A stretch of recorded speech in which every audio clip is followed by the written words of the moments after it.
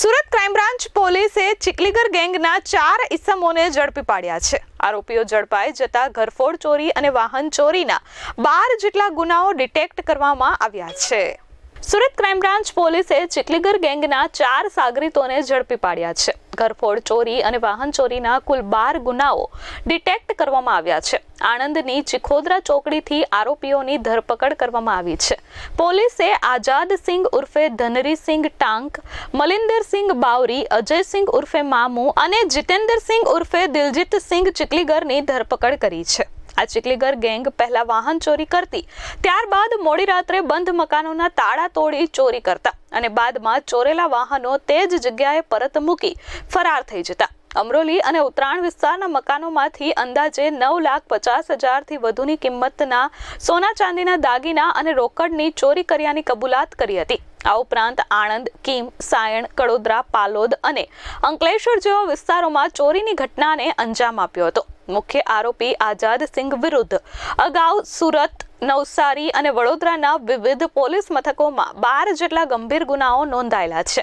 આ ગેંગે પાલોદ, પીપોદરા, કડોદરા અને અંકલેશ્વરથી બાઇકની ચોરી કરી હોવાની કબૂલાત કરી હતી। સુરત ક્રાઇમ બ્રાન્ચના પોલીસ ઇન્સ્પેક્ટર જૈન ઝાલા અને જૈન ગૌસ્વામી ઘણા દિવસોથી એક ઘરફોડ કરતી ગેંગ, ઓર્ગેનાઇઝ ગેંગ સામે કામ કરી રહ્યા હતા।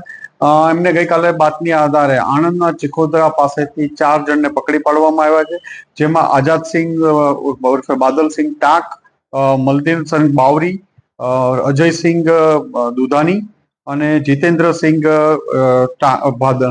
ભાદા। આ 4 લોકોને પકડવામાં આવ્યા છે। એમાંથી 3 વડોદરા એકતાનગરમાં રહે છે, એક સુરત ભેસ્તાન આવાસમાં રહે છે।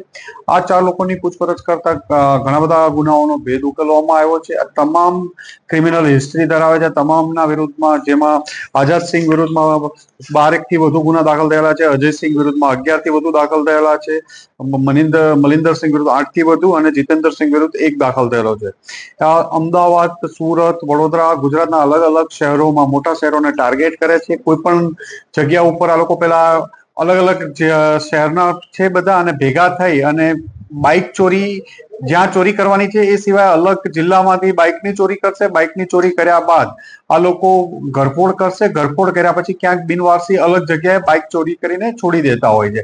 એટલે જો એને ટ્રેક કરો તો પણ ચોરીના જ વાહનો સાથે મળી આવે। ચોરીના વાહનો જ હોય એટલે આઈડેન્ટિફાય એમને ન થઈ શકે અને મોઢા ઉપર માસ્ક ને અલગ અલગ કેપ ને એવું પહેરીને આવે છે કે જેથી એક તો ચીકલીગર છે એ પણ ન ખબર પડે।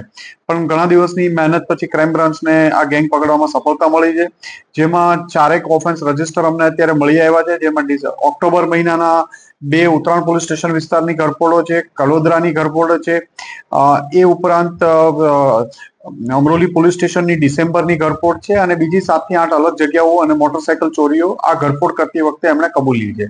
આ બધાની પૂછપરછ ચાલુ છે અને વધુ ઘરફોડો હજી પણ મળવાની શક્યતા રહેલી છે। Bureau report S24 news, Surat.